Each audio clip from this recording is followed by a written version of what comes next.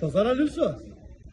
Петък празен пазар. До сега такова чудо не се е случвало. Преди на пандемията също имаше някакви сергии, сега няма нищо няма. Финиш, край. Пазара го няма. Пазара беше хубаво нещо, трябва да се върне. Или поне да се намери друго място, което да бъде подобно на това. Синия пазар си е само сряда и събота. Петък хората знаят, че петък големия пазар става в Одрин. И вчера хотелите празни, паркингите празни, по улиците няма хора.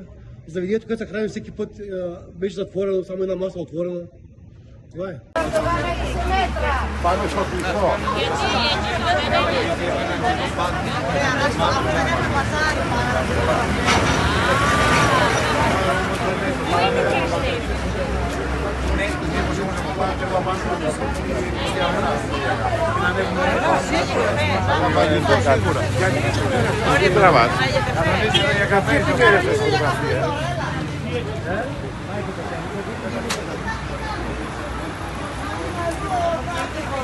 Abbiamo lei io fuori